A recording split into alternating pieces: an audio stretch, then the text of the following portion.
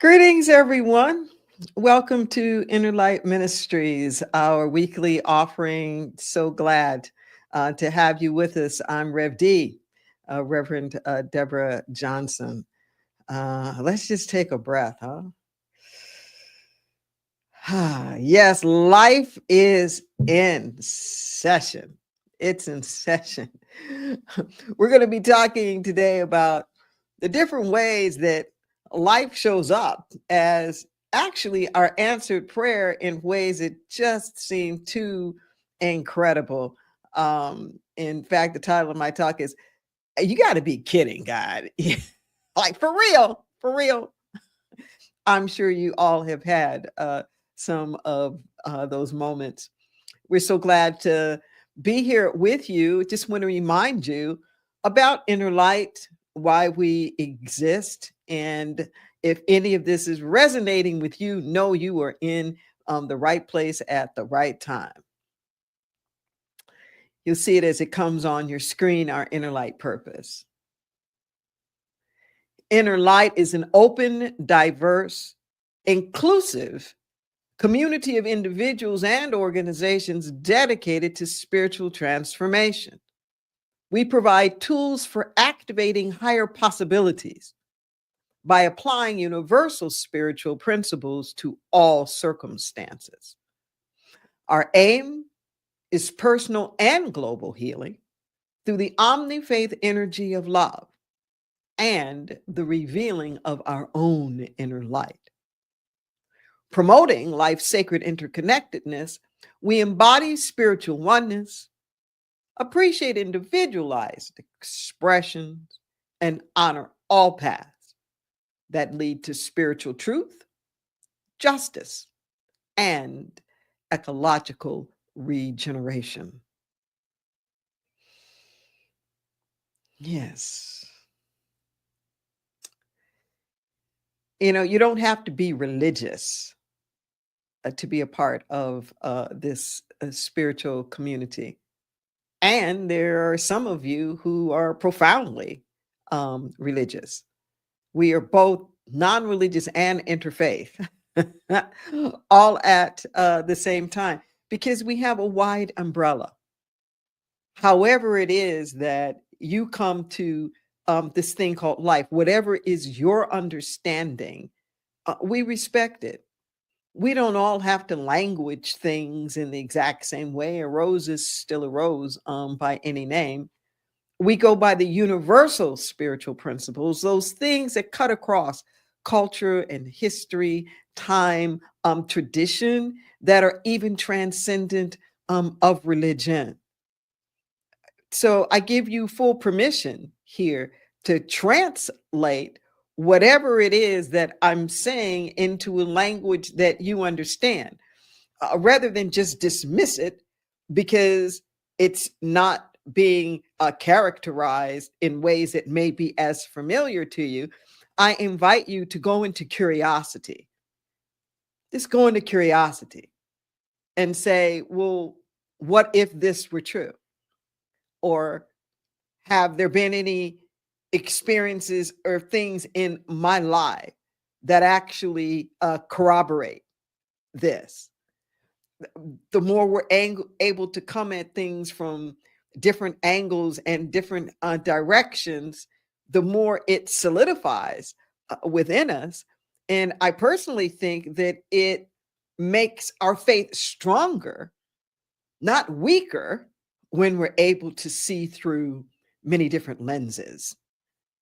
In fact, there's an image that comes to me now that I get quite often in my spirit letters about a diamond and how we're all diamonds in the rough, reminding us that every time we overcome, every time we dare to rise above, to transcend, to see through the fresh new spiritual eyes, we put a cut on that diamond. Every cut is a facet.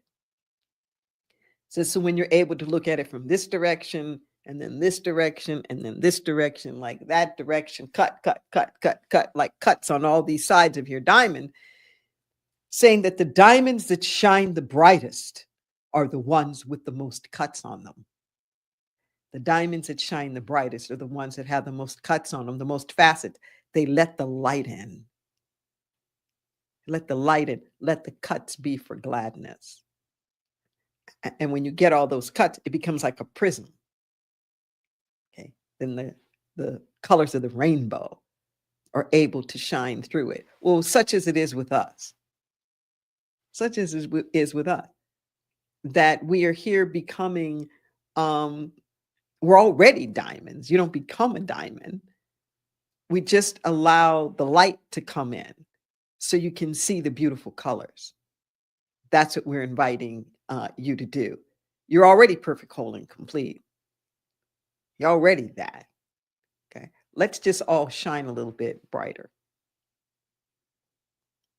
Let's just shine a little bit brighter. One of the ways that we do that is through our affirmative activations. They are 100 words that help us to recalibrate. They, using this metaphor, they help put some more cuts on our diamond. So let's put some cuts.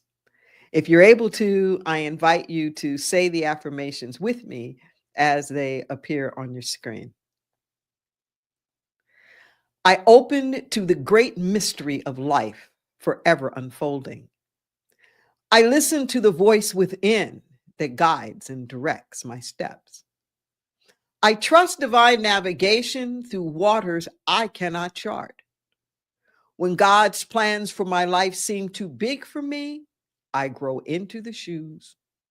I stretch beyond my comfort zone. I refrain from dismissing inner callings simply because they seem so unusual. Greater than you can imagine is Spirit's calling card.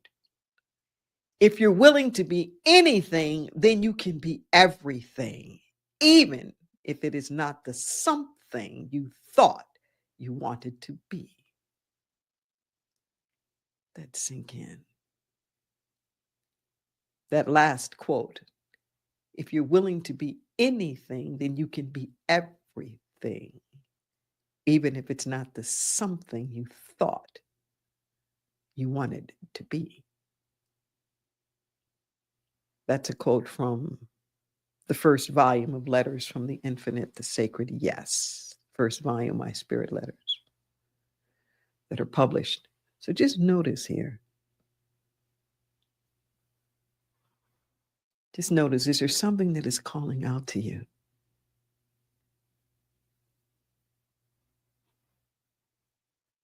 I open to the great mystery of life forever unfolding. I listen to the voice within that guides and directs my steps. Is there anything that's calling you up? Like, I refrain from dismissing inner callings simply because they seem so unusual.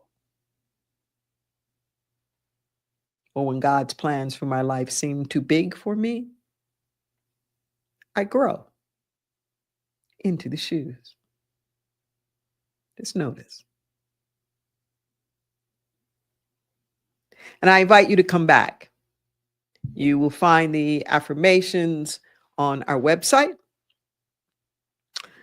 You can check it out on YouTube, as this particular episode is archived. But it is through the repetition that it really sinks in. This is a little bit like to whet your appetite. But please come back. Let's take a breath.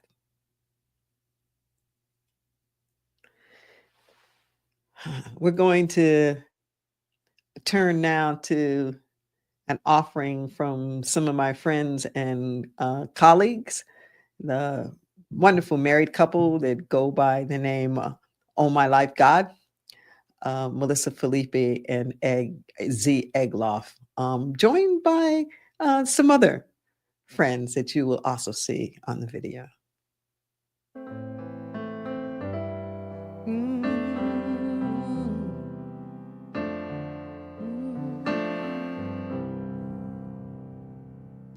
When I was a kid, I heard this song. It said, I know you didn't bring me all this way to leave me. I didn't believe in anything then. Who brought me? Who left me? I didn't know. I didn't care. My MO was solo. So low. I couldn't feel your help, your hand, your holy waiting. When we met, I wept, finally aware of your help, your hand, closer than my anger or my longing. You met me where I was, said it's never too late. I am always here. I know you didn't bring me all this way to leave me. Now I know you brought me all this way to love me. There has never been a time you let me down. Oh, never. I've heard it said I can turn away, but you turn with me, magnified in me. I see that every time I stumble, you carried me. When I was bound, you set me free. There has never been a time you let me down. Oh, never. I celebrate you every day, except when I don't, when I forget. A slip back to solo alone, so I don't know the shape of your grace. I can't find you anywhere. Then I remember, and there you are, pressed so close that every breath is a return to you. I know you didn't bring me all this way to leave me. Now I know you brought me all this way to love me. There has never been a time you let me down. Oh, never. I've heard it said I can turn away, but you turn with me, magnified in me. I see that every time I stumble, you carried me. When I was bound, you set me free. There has never been a time you let me down. Oh, never. No. 'Cause every time I stumble, you carried me. When I was bound, you set me free. There has never been a time When you I was let me sick, down. Oh, never. were there. When I was scared, There has never were there. been a time. When I gave up, you were there. When I got up, you were there. All the time, you were there. All the time, you are here. All the time. All the time. There has All never been a the time time. you let You me are down. here. Oh, never. All the time. Yes.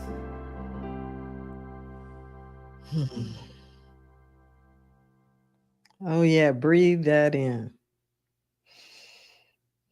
Breathe that in. We're talking today about all those ways in which spirit can show up. You got to be kidding me, God. There's a joke that you may have heard. The joke is, you want to make God laugh? Tell God all about your plans. Yeah, well, you know what?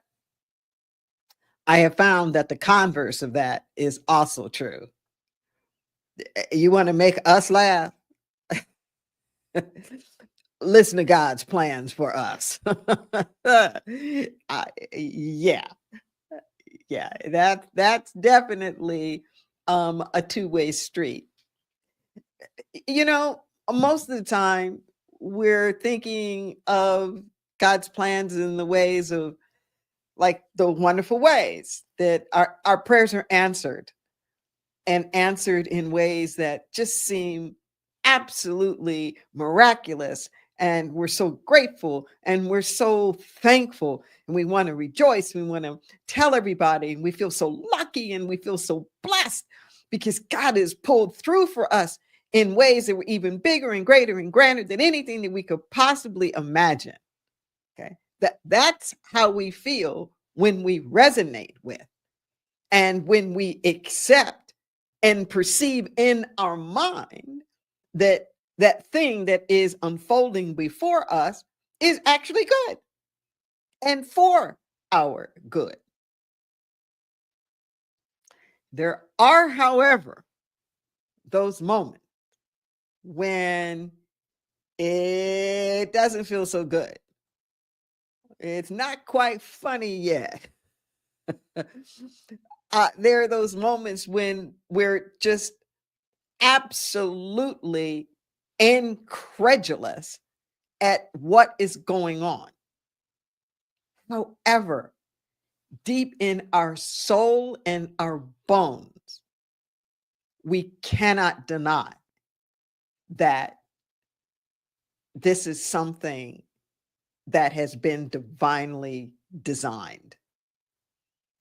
The phrase that I have, that I use is, it's got Spirit's fingerprints all over it.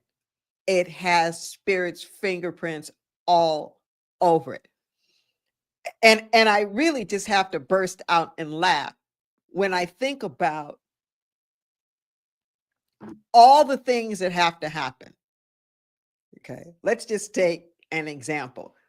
Let's just say you run into somebody that you had an issue with. Okay, and you happen to pass this person, literally pass them on a street in a city where neither one of you live.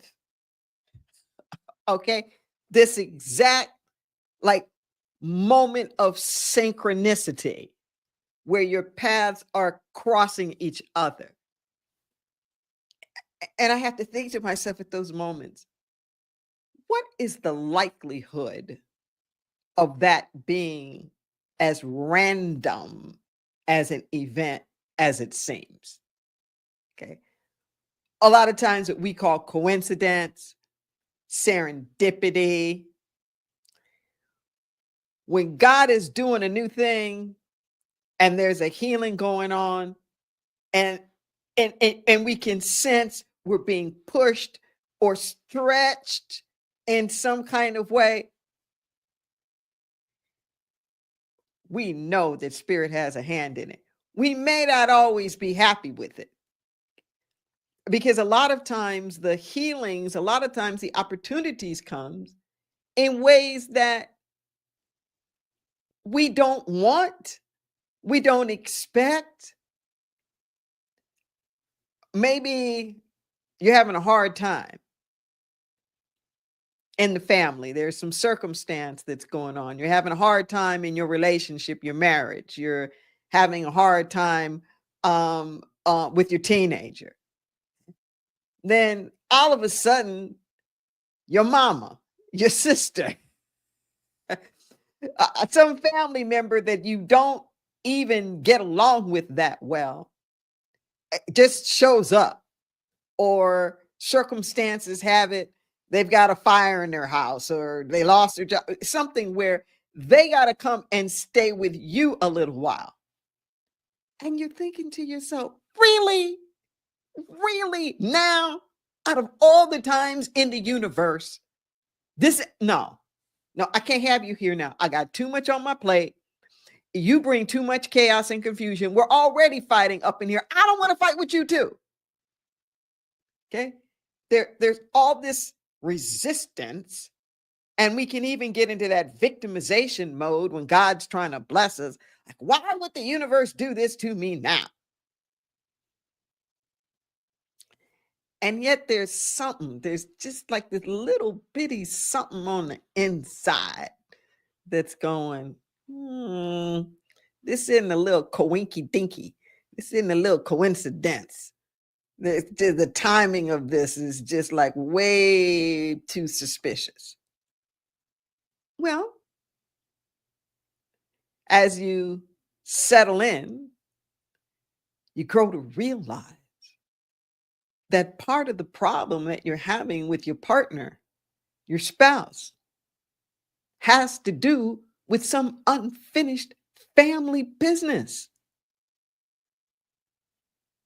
Some old wound, some old place of lack of forgiveness that's playing out again in your relationship because it didn't get healed in your primary family. You begin to realize that thing that hasn't been healed in the family has been generational. It's you went through it with your parents, and then they went through it with their parents, and on and on and on. And lo and behold, now you're the parent going through it with your kid.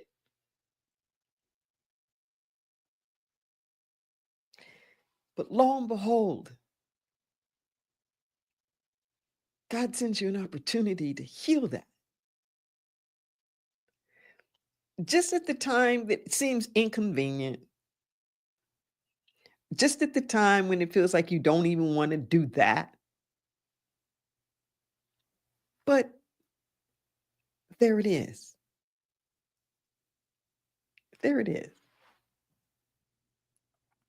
Spirit's got a way of doing that. There's some new program that's starting in your neighborhood, in your spiritual community, and you get asked to come along and to participate in that, perhaps even be in leadership with it. Yeah, I ain't got time for that. I don't even want to do that. Or it's something you stopped doing a long time ago. I haven't danced in years. Little League? Are you kidding? No, I don't have time for all that. I don't even want to be bothered. Yet when you say yes, you find that there's a blessing in there. There's something that you really needed that you would have missed had you said no.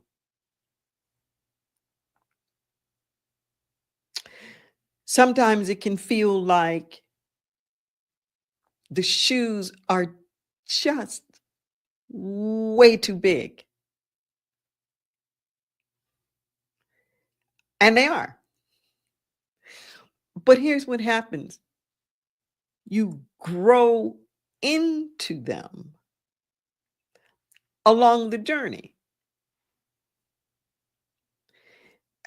It's kind of like if you go into an academic program, let's just say you go to get a college degree, for example.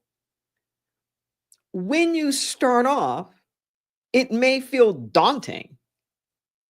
You may feel like, how will I ever be smart enough, particularly if it's in some kind of, more technical field or a field that takes, a lot of study. How am I ever going to be able to graduate? The shoes just seem too big. Well, they are. Okay. But class by class, academic by academic year, you'll grow into it. When it's time to graduate, you won't be the same person that you were when you entered in as a freshman. When you finish as a senior, you'll be filling out the shoes more. Parents go through this a lot, particularly first-time parents, and they are just completely like overwhelmed by the whole thing, and it all seems too much. And initially, it may feel that way, but you grow into it. Okay? And that worry doesn't often go away. So when they have the newborn, they can't figure out, well, how am I going to handle this like little fragile thing, this little fragile person? And they get along, and then they handle that. Then it's, oh my God, how am I going to deal with this rebellious teenager? Well, they don't have the skills initially any more than they had when they were fresh new parents. But you get it along the way. You get it along the way. I'm being reminded now of the Exodus story, the story in scripture of the Hebrews leaving Egypt, where they had been in captivity, through the desert, through like their wilderness, to make it to their promised land. They originally got there in a year, but for various reasons they didn't go in because they didn't feel like they were capable or ready at that time. There were giants in the land. There was all these challenges and whatnot that they perceived before them. So they spent 39 years getting ready. They went to 39 different campsites, and every time that they went to a campsite, there was some big shift or change that would happen. They never knew how long they were going to be in any one spot. Could be a week, could be a month, could be a year. Who knew? You just stayed until you got the signal, which was a cloud moving. The point that I'm making here now is that when it got time to actually enter into the promised land, Moses was the one that led them on that trek. But when they got there, Moses didn't enter in with them. He didn't. In fact, King Jr., the night before he was assassinated, quoted Moses saying, "I've been to the mountaintop. I have seen the promised land." Moses saw it. He saw it. He went to the mountaintop and he physically, literally could see it, but he didn't get in. He said, "I may not make it there with you, but I'm okay in my soul because I have seen it." And that's what King said to the people in Memphis the night before he was assassinated. "I've been to the mountaintop. I've seen it." Now, here's the thing with this story, that the ones who made it into the promised land were the ones who were born on the journey. But let that sink in with you for a moment. The ones that were in captivity were not the ones that made it into the promised land. This is the way that it works. The you that makes it into sobriety is not the you that entered into recovery. That's not the one that makes it into sobriety. The one that makes it into sobriety is the you that was born on the journey to the sobriety. So when you're first entering into recovery, sobriety feels like it's just way too big to accomplish. Well, it is. It is. It isn't that you don't have the potential, but you lack the human capacity when you're first entering into recovery. But guess what? If you keep moving in that direction, just keep moving in that direction, you will become it. You keep moving in that direction, and The universe, the great I am, God, however it is that you conceive it to be, will provide for you whatever you need, the guidance, the direction, the support systems, even the hurdles and the challenges for you to overcome, so that you develop the spiritual muscle, so that you develop the know-how to be able to do it. You didn't just poof. If you get a job, or even a relationship for that matter, they're not quite as blatant with it in relationships as they are in jobs. Well, they'll say experience wanted. Experience wanted. The experience isn't just a question of we want somebody who's skilled. We want somebody who knows here what to do. Experienced also means we want somebody who's already made the mistakes. We want somebody who's already been through that learning curve, who would know that that decision is a bad idea, who would know that's not the tool to fix that particular piece of equipment with. Somebody who's already done it. The same thing with relationships. That, at younger ages, sometimes it feels like it's a prize to be somebody's first. Okay. As folks get older, they don't want to be your first. Okay, trust me. If somebody's 50 years old, the last thing that they want is to hook up with another 50-year-old who's never been in a relationship. Like, oh, no. We want you to have a few nicks, bruises, scars, to have gone through some challenges, to have gone through some things, okay? To have grown into those shoes. Okay, take a breath. Take a breath. Now, I tell you certain patterns that I've noticed that are part of the you got to be kidding pattern that lets you know, all right, this has Spirit's fingerprints and my name on it. The reoccurring, where there's a certain something that you just haven't given enough attention to. I don't know. Maybe somebody says, hey, there's a particular person that you should call. There's this event that I think you might be interested in. Okay. You don't do much about it. Then you see something online. That's interesting. And you see it in an email. And 3-4 more people come and tell you about the same thing.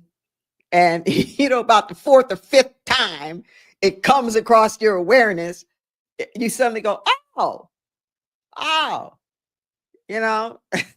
maybe that's something I should pay attention to. Or maybe it's something that you have deliberately said no to, repeatedly. No, I'm not going to do that. That's not for me. And when I talk about this reoccurring could be over decades, like literally, where there come these moments in your life and I don't know, something says to you, you know what, you should really start painting. This little inner voice, you should really, go back to school. You should really pursue, this particular thing or this line of study. And at these choice moments, that exact same thing keeps coming back around, coming back around until finally there's this surrender that goes, okay, okay, that's I'm going to check that out. The comfort that I take with that is that if something is really supposed to be mine, I can't lose it.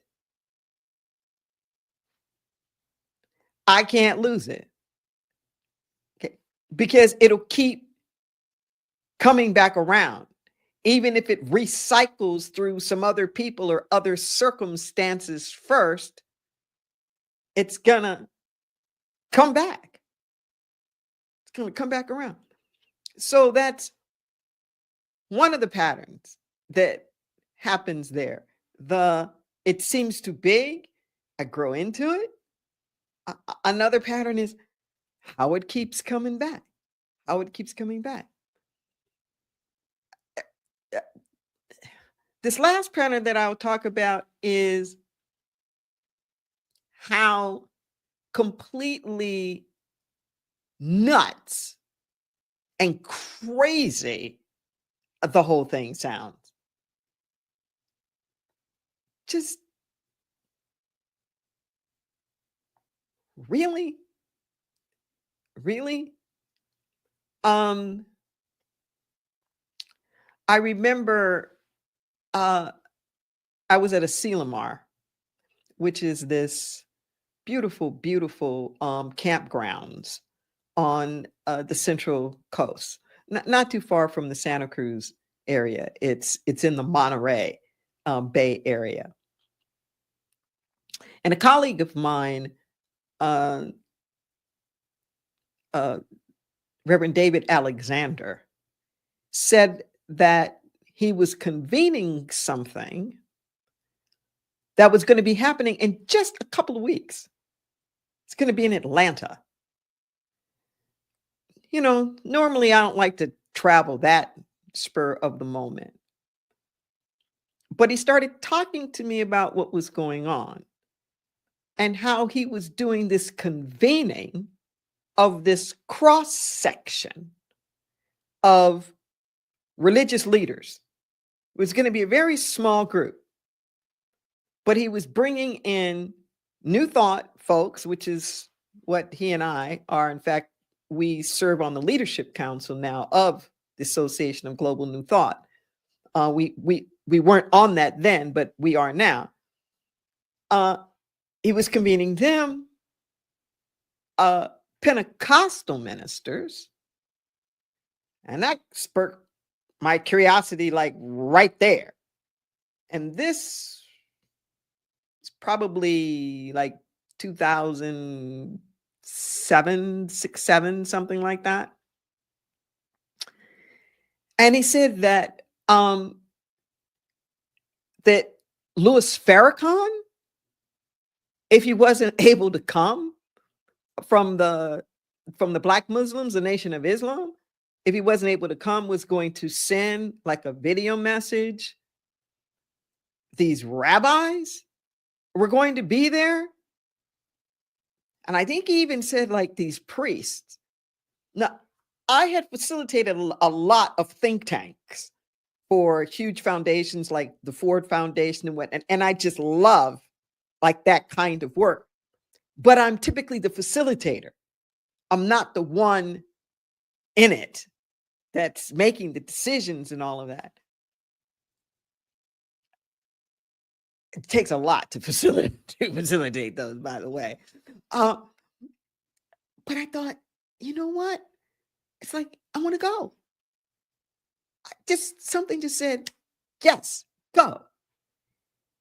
And I tell you, it was such a blessing. And it was my very first time meeting Dr. Will Coleman. He's been at our center a number of times, just this extraordinary scholar.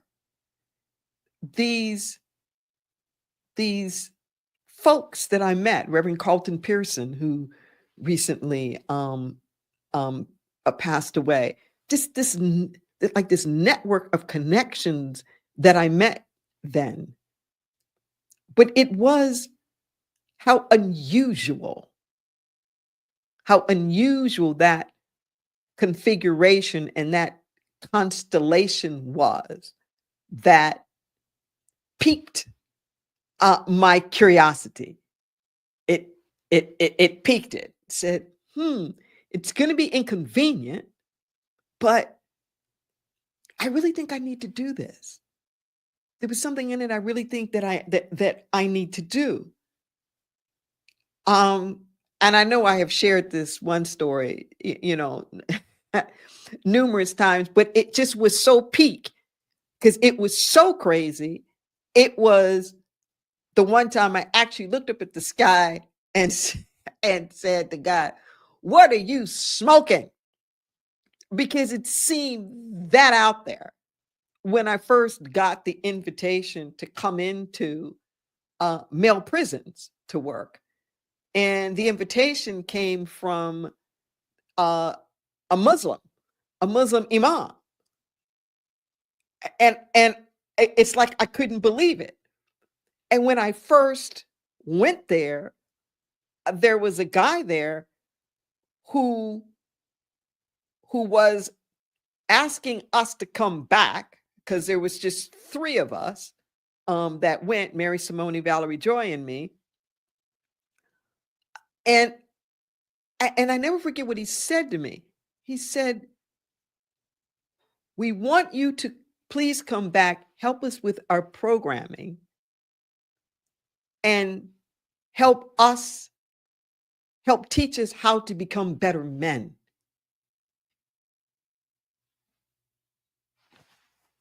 He was the Muslim clerk.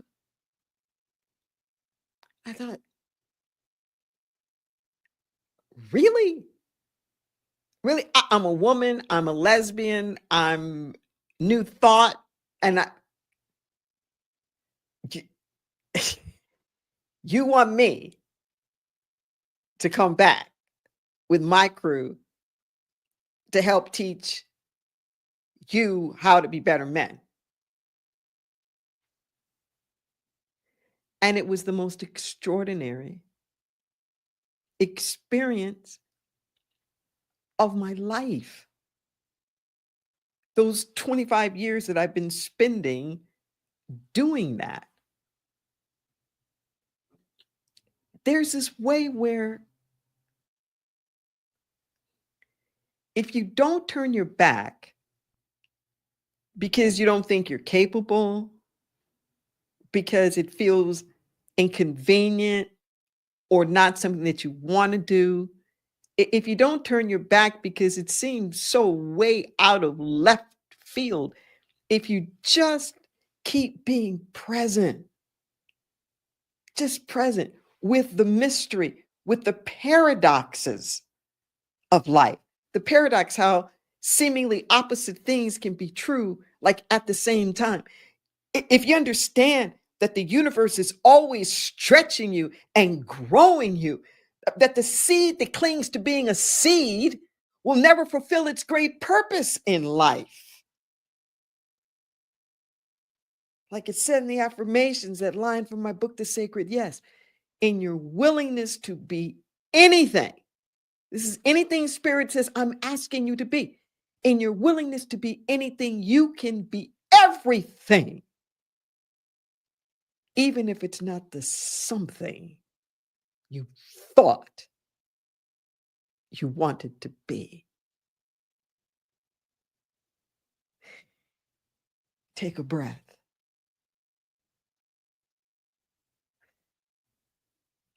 If you want to discover a little bit more just how high is high, how much am I really capable of? If you want to understand the mysteries of life, then it means you're going to have to say yes. to stuff outside your comfort zone that God has put before you. And I'll leave you with this image. This scripting that we want to do. We want to pre-plan our lives just the way that we want it. Well, here's a news flash. You don't know what you don't know. Okay? So you're trying to script your life would be like you trying to write your own math curriculum. You can't write your math curriculum. You can't create the course for you to go through and to study to learn more math because you don't know what you don't know. Okay? But that's what most of us are doing through life. We're busy trying to control everything and write the curriculum, like control the classes that we're in. Predetermine the things that we're going to study and what. Well, I guess you could do that, but you're just going to get more of what you already have. If you want to step into all that you can be, you're going to have to trust life as your great teacher.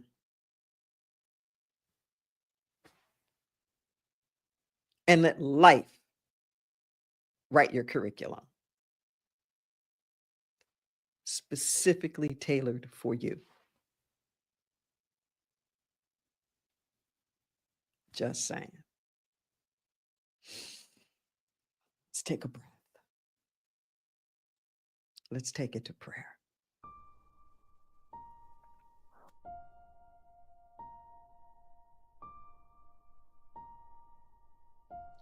Mother, Father, God. Thank you for having brought us from such mighty.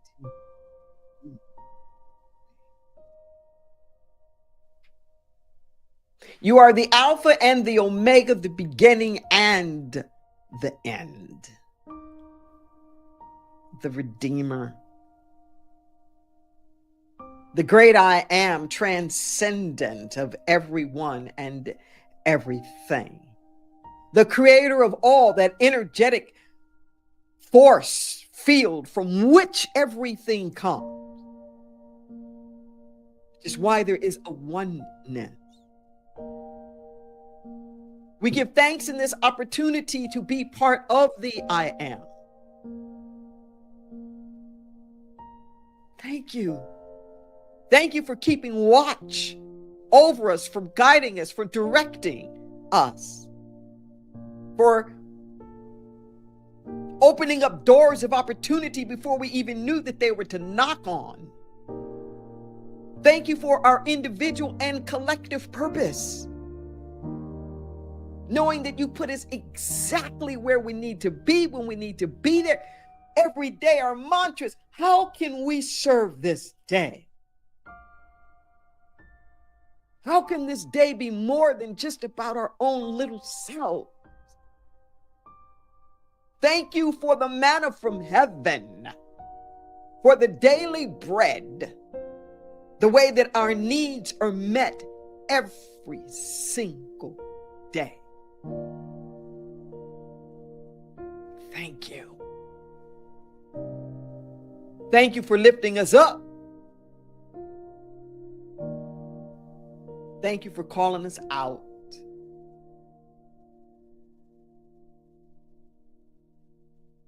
It is with humility and deep reverence that we heed the call. We heed the call to care, to show up, to be conduits of your good, to open up our hearts and our minds, to open up our arms, to open up our ears and to open up our eyes. and we behold you, the divine, in everything.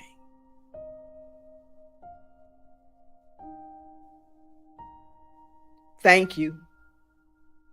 Thank you. Thank you.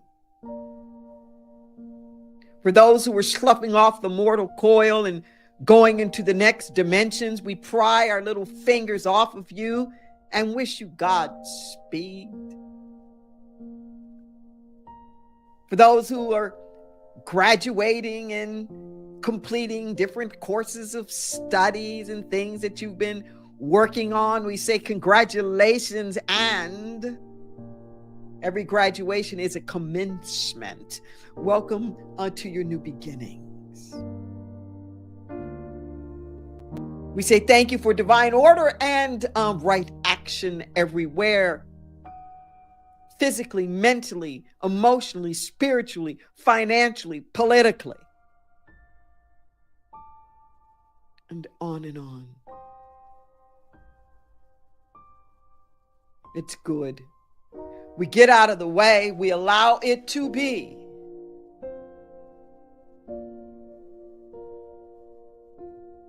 And lovingly just accept it as is.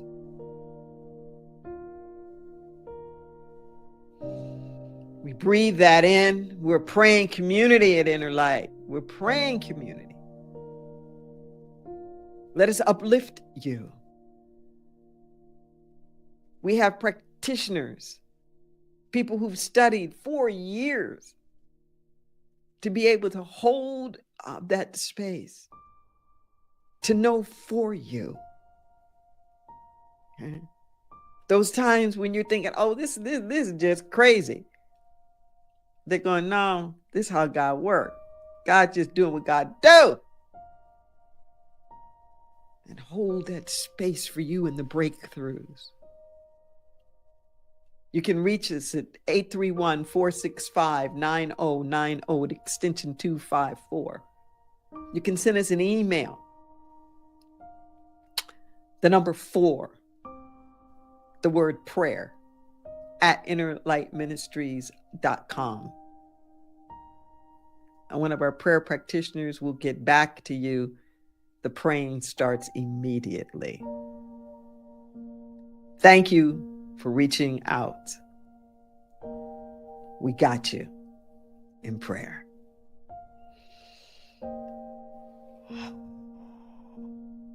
Yes. Just keep taking those deep breaths that opens us up wide. Yes. We invite you to participate with us in spiritual community. One of the things that we're been teaming up with is a new organization, another organization I helped found called Unleashing Our Future. And check our newsletter out for information and our emails about the next play shop, Pulled by Vision play shop that we're going to be doing on June the 14th. That's 2025 if you're looking at this in real time, where we take a look at critical social political issues and we do visioning processes that help us to see things in higher possibilities. Pulled by Vision is being hosted through Eventbrite. So you could also just go straight to Eventbrite and look up Pulled by Vision. And free workshop. Be sure to bring markers, crayons, and paper because you'll need that to participate. Let's just take a breath as we go into our time of divine circulation, the offering where we allow the gifts that God has given us to continue to circulate, to bless. And our job here at ministry is to bless and to be blessed. You'll see that there are different ways that are come on your screen to make that contribution. And I say a special shout out to those of you who are pledge partners who are recurring donors. Some of you are doing a full pledge, like a full 10%. Some of you are doing, other amounts of your choice, anywhere from $10, $500. It's really you, your conscience, and your calling. Like, what is calling you? Okay. Your gifts support all of our efforts, all of our programs, everything that we do to outreach to people, to serve them, to help to multiply this message. You'll see that there are numerous ways that you can give. There's Zelle and Venmo. You can reach us with the handle accounting@innerlightministries.com. Perhaps you want to do it on your phone.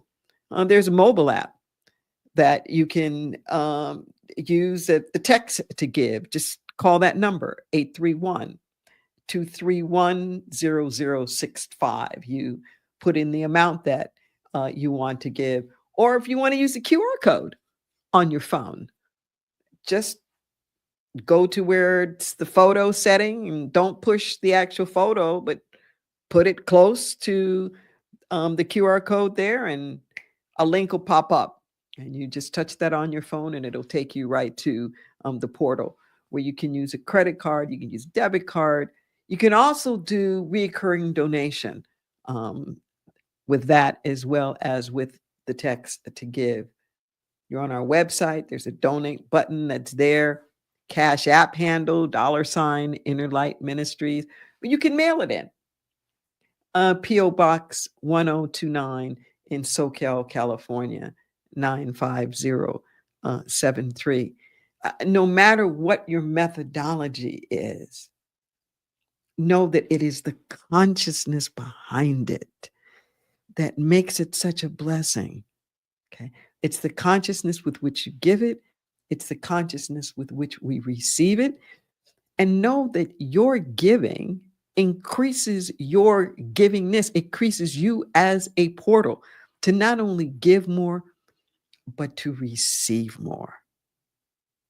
As we bless these gifts, we remind ourselves that our every act produces abundance. We dare to give freely unto the truth that sets us free. We release this gift knowing it returns to us 1,000-fold. Yes, your generosity returns to you.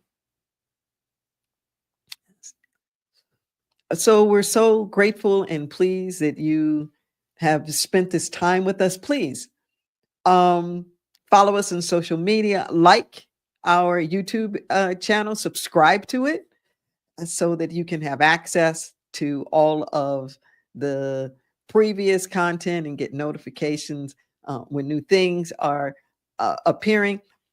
Go to our website. Please come back and go over the affirmations, because it is the repetition that allows it to take hold in your life for deeper, deeper embodiment. As always, you can say our motto with me: take this consciousness and multiply it. See you next time. Peace and blessings to you.